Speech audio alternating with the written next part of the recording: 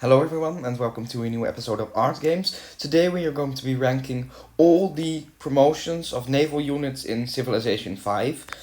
Promotions are very important for your units, both naval, air and land units. But we're going to do it in chapters. So first we are going to do the naval units, then the land units and then the air units. And those last two will be coming in following videos. But I have separated the promotions that are available to multiple different types of units into those different unit types. For example, you can see here that supply is that I have supply both in melee and in carrier and ranged. That's because promotions might be better on one unit than another, or it might be worse. So I felt like making a distinction here was important. So let's start. Boarding party gives you a bonus when attacking other naval units. It's pretty basic. It's available to all naval melee units. I'm going to put it in D tier because it's not bad, but it's also not exceptional. It's very important to realize that in Civilization 5, the best promotions are available only after 2 or 3 tiers of the basic promotions. So for naval melee, that's either boarding party or coastal raider. So you want to specialize. You don't want to get both a level in coastal raider and boarding party. You want to get 2 levels in one, because then you will unlock better promotions. In this case, supply. And the same goes for the 3rd level and all other units. So, where did my... Okay. So, the Coastal Raider. I'm also going to put it in D tier. Actually, I'm going to put it in F tier. Not because it's necessarily bad, but because usually you're going to be attacking cities with naval ranged units, not naval melee units. And you only need to do the last hit with a melee unit. So it's not really required to have a coastal. So having a coastal raider like this isn't really required or necessary. Mobility. This is specifically mobility for the submarine, as stated on mobility. I'm going to put it in C tier, actually D tier, not because it's a bad promotion, but because want to get the 2nd level in for the submarine, either wolfpack or targeting, so you can get to the better promotions. Mobility isn't a bad promotion, but unlike wolfpack and targeting, it doesn't allow any further promotions. So I'm going to put it in F tier actually. Again, it's not a bad promotion, it's just that it prevents better promotions. Mobility for melee units is very important in Civilization 5, but just like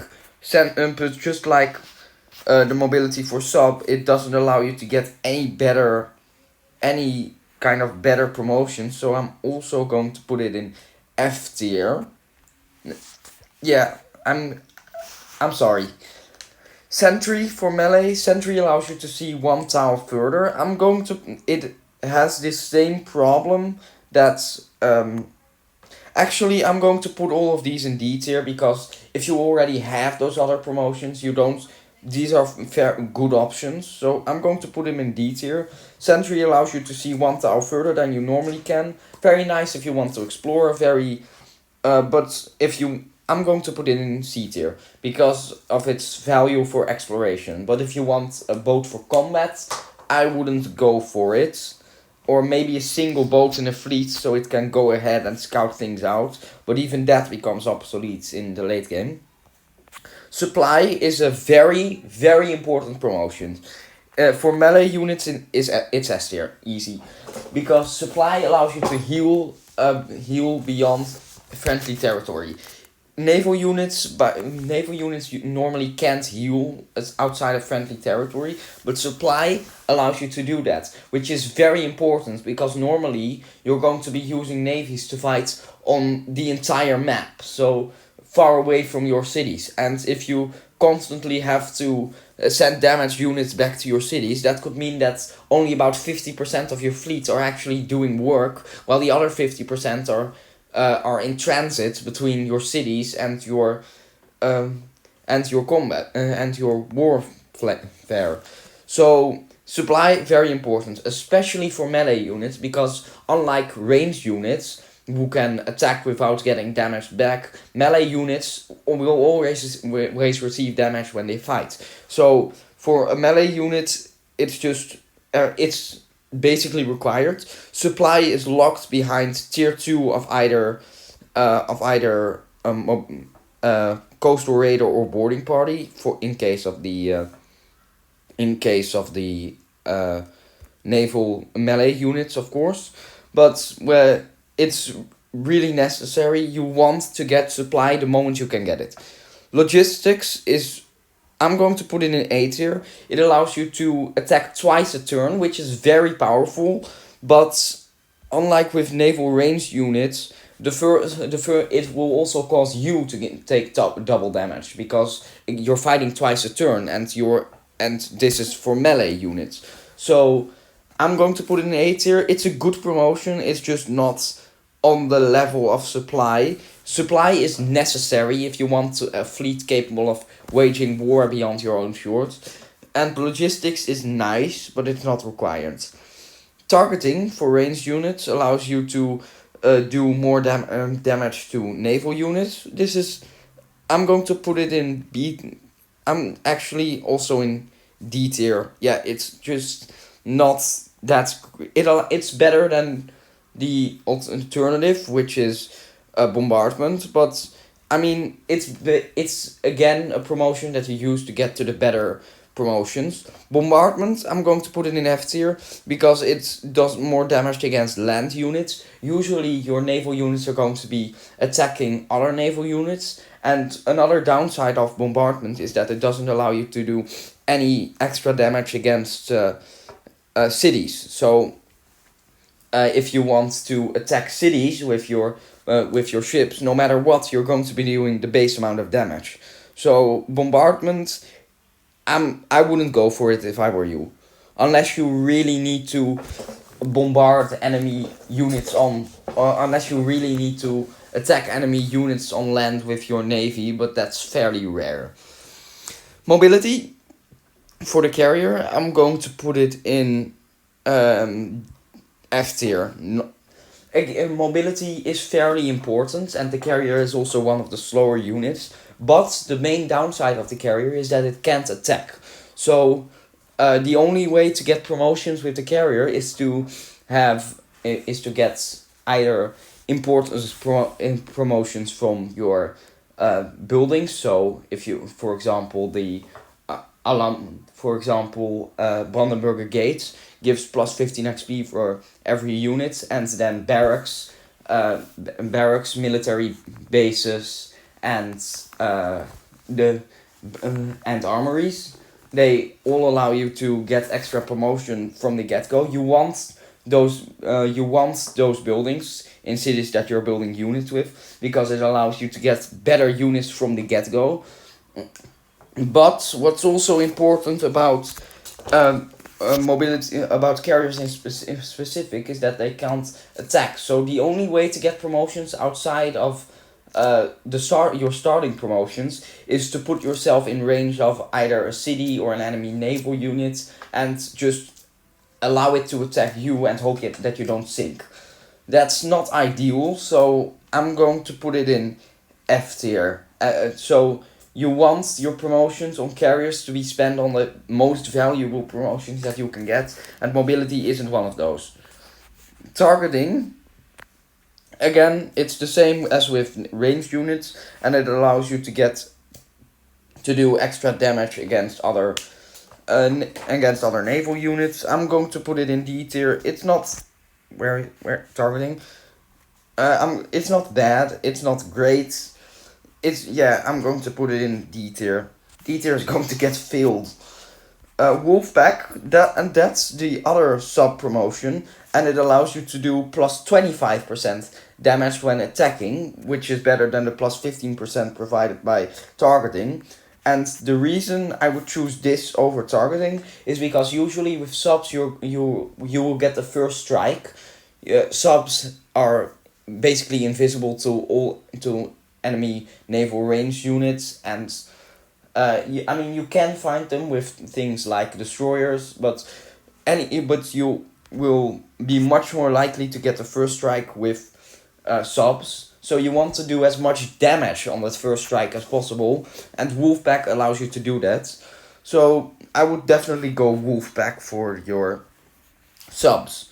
Supply for ranged units, it does the same as for melee units, but I'm going to put it in A tier because it's still very important. But unlike naval melee units who can attack and will take damage in return, ranged units can attack without taking damage. So you won't always need this. It's still very powerful, and I would still call it a must-have. But if you are planning for your navy to fight close to your own shores, I wouldn't go for it. But if you want any kind of blue water navy, yes, supply is still a must-have. But supply for subs, I'm going to put it in. I'm a bit torn here, but I'm going to put it in A tier because usually with subs you will, especially if you get the right promotions or you have more than one sub, you will basically one shot whatever you're attacking, or you will take it down in one turn. So usually with subs, especially if you have more than one, the enemy won't be able to fire back. So normally your subs will be pretty safe and they won't need to heal. But again, I would still definitely go for supply, because if it does get damaged, that can take a whole lot of time to get it back to your city. So yes, definitely still go for it. Logistics for ranged units is an easy S tier. Logistics allows you to attack twice a turn, and for ranged units that's so powerful, it's almost unbelievable. Ranged units with logistics can basically count as 2 units, because you have double the firepower of a normal ranged unit. It is so powerful. Logistics, it allows you to attack twice a turn. I don't know how to say this. So powerful.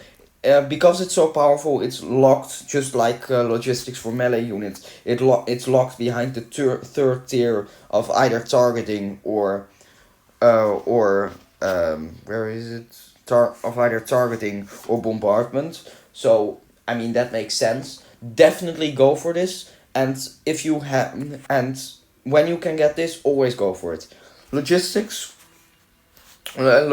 for submarines, I'm going to put it in S tier 2, because logistics if you went Wolfpack and then you have logistics, you can basically one shot any naval unit in the game. Well, not one shot, but because you fire twice, but you get my point. You can take basically any unit down in a single turn, which won't allow them to fire back, which will mean that your sub will remain completely unharmed. Definitely go for logistics whenever you can. Range, that's a promotion only available to ranged units, and I'm going to put it in S tier because it allows you to fire one tile further than normal, which is incredibly powerful if you want to A tier. Range is only really required if you want to siege cities, because usually boats and naval units are already so fast that enemy melee units can get in your range can get inside of the range of your ranged units within a single turn, no matter what you do. There's also no terrain to obstruct them. So range, if you want this boat purely to help in anti-naval combat, it's still strong, but not that strong. the reason it is so high up is because of what it can do to cities. Your galleys and your frigates will be able to fire from outside of the range of cities, bring down the walls, which will both mean that you can take down cities without losing a single of your boats. But it also means that each one of your attacks it will give you XP, and that is very powerful. So range both allows you to get more promotions, and it allows you to attack cities without fear of retaliation. So yes, definitely go for this, unless you truly think you will never really be in a position where you're sieging cities, but that's very rare. I mean, I'm going to... Yeah, it's top of the A tier. Mobility for ranged units, I'm going to put it in D tier again for the same reasons as mobility for the other units. It isn't that strong because it costs you a promotion and it doesn't lead to any better promotions. Sentry for ranged units, I'm going to put it in C tier because for ranged units you want to be able to see what you're attacking. Going back to the bombarding a city scenario, you want to be able to see your target, and you can't do that if you don't have sentry. If you have range without sentry, you can't bombard any enemy units. So yes, you do want sentry but you don't want it on every one of your range units. You want a single unit with sentry that can then scout out for other units. Or if you have larger fleets, you might want multiple. It's still not that high value of a promotion, but it's definitely more important than mobility. Sentry for subs, I am going to put it in C tier 2 because, I mean, sentry, it's pretty powerful, even for subs, and especially for subs, because subs can't be seen by enemy units unless they are right adjacent to it or are naval melee units. So say you have a submarine near an enemy fleet of battleships, you can scout it out very easily with sub and make all those battleships a target for either your naval ranged units, your own battleships, or your aircraft from carriers. So yes, sentry on sub, I think I'm going to put it in B tier. Sentry on subs, definitely don't underestimate it. Armor plating is the first aircraft carrier promotion. It's one of the base aircraft carrier promotions that you can get at 3 levels, and it gives you plus 50% combat strength when defending. Now that would be very strong, only I'm going to put it in F tier because usually if you do it right, your aircraft carrier will never get into a position where it needs to defend itself. Your aircraft carriers are supposed to be on the back line. They're not supposed to get hurt. I'm a bit split here. Okay, C tier. Now this is a pretty big change from F tier, but it's because of one thing: submarines. Submarines can one-shot a carrier without armor plating, which will lead not only to the loss of your carrier, but also to the loss of every single unit on the carrier. So that could be anywhere from 1 to 5 fighters or bombers, which is very expensive. So armor plating, it's not bad, but I would try to minimize armor plating and instead use destroyers around your carrier to find any submarines before they can attack the carrier itself. Flight deck is the other promotion for is the other base promotion for carriers, and I'm going to put it in A tier 2 because it allows you to get one extra air unit on it per level, which is very powerful. You want as many air units as you can on your carriers. So if you have 2 levels of flight deck, that means that you only need half the amount of carriers that you would normally need, because every one of your carriers has 4 instead of 2 carrying capacity. So flight deck, definitely go for it whenever you can. I just noticed that for some reason move. Oh no, we already did mobility for the carrier. Okay, sentry for carrier is an F tier, because normally you want your carriers to have at least one fighter unit, so that's either triplanes, fighters, or jet fighters, and those both to defend your carrier and to clear the way for your bombers. So and those fighters already have a base unit statistic that allows them to see in like 6 tiles in every direction, or I believe it's a bit less for the triplane, but that's still better than a carrier with the sentry promotion. So in every situation where you want sentry, you will already have something better than sentry, that being a triplane on a carrier. So sentry is quite literally just a waste of experience.